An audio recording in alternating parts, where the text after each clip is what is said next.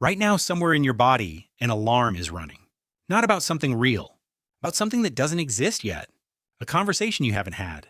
A thing that might go wrong. A version of tomorrow your brain is already rehearsing at 3 a.m. Here's what nobody told you about that alarm.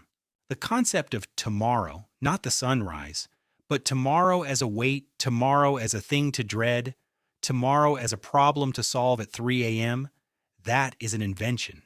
It is roughly 12,000 years old, and it was installed in your nervous system by people who never knew your name.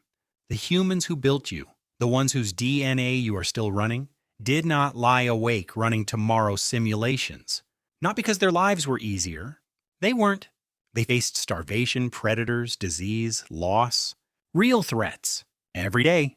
But the loop in your head right now, the one that will not stop, they did not have that.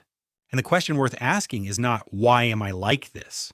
The question is, who built this into you, when, and why?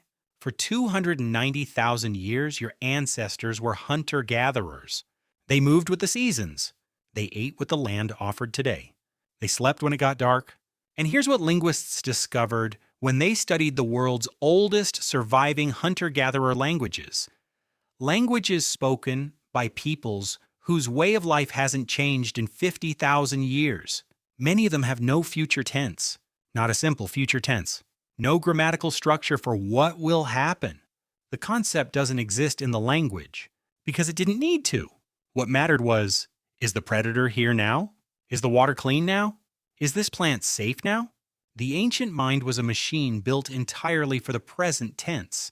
It was very, very good at that machine. Then 12,000 years ago, in a blink, on an evolutionary timescale, everything changed. And nobody voted for it. Agriculture.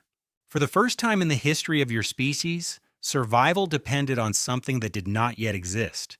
Not the water in front of you, not the animal you could see, something months away, something that could fail.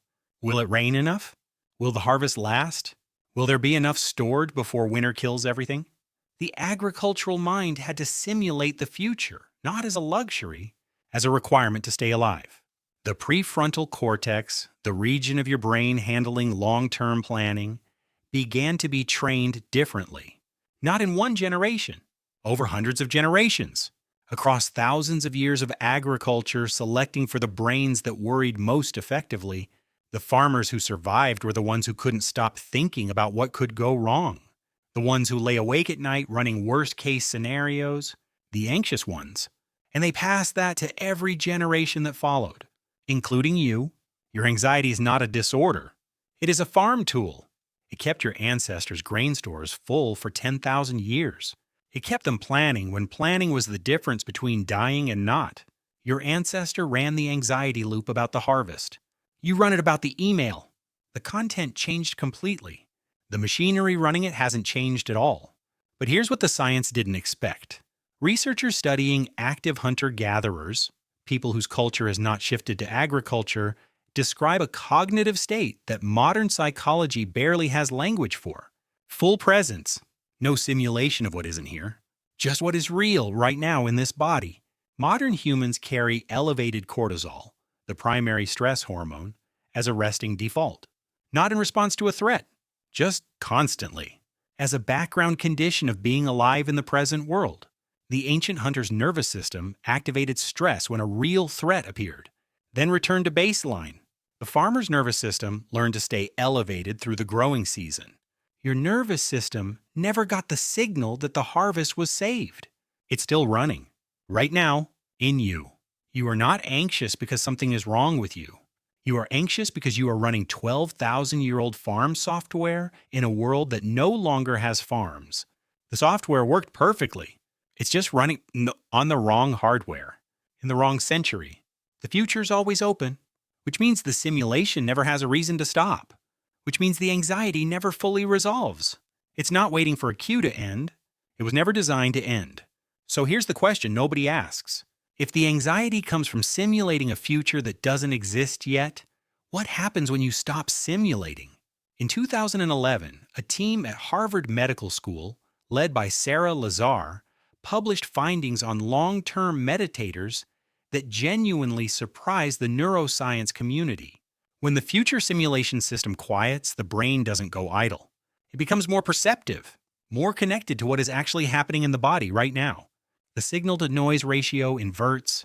Researchers describe this as identical to what hunter-gatherer cultures call the hunting state. Not relaxation, full activation, every sense engaged. No past, no future, only what is real right now. You have felt this. Every time you were so absorbed in something that you forgot to check your phone, forgot to run the loop, forgot to worry about tomorrow. That state, the one your brain chases and almost never finds, was Tuesday for your ancestors. Flow isn't a modern discovery. It's an ancient factory setting you got locked out of 12,000 years ago. And here's the paradox you can't think your way out of. You cannot uninvent agriculture. You cannot uninvent the economy that grew from it. You cannot uninvent the language that has future tense baked into every sentence you speak. I should prepare. I need to plan. What if it goes wrong? The grammar of your daily thoughts is agricultural grammar. The anxiety is not a side effect. It's a feature of the entire operating system. And yet, something in you, something very old and very patient, still knows how to be here. Not in the future. Here. Your anxiety is not evidence that you are broken. It is evidence that you are the descendant of farmers who were very, very good at staying alive. The alarm isn't malfunctioning. It just never got the message that the harvest came in. Tonight, if you find yourself at 3 a.m., running the loop you've run 100 times before, rehearsing conversations that haven't happened, calculating failures that may never arrive, know this. The part of you doing that is not broken. It is 12,000 years old. It is loyal. It kept the grain stores full. It kept the family alive through winters that had no guarantee. It is doing exactly what it was built to do. It just doesn't know the harvest came in. It just doesn't know you made it. You can tell it. Not once. Gently. Every time it wakes you up. If this named something you've been carrying for a long time, pass it to someone who might need the same reminder.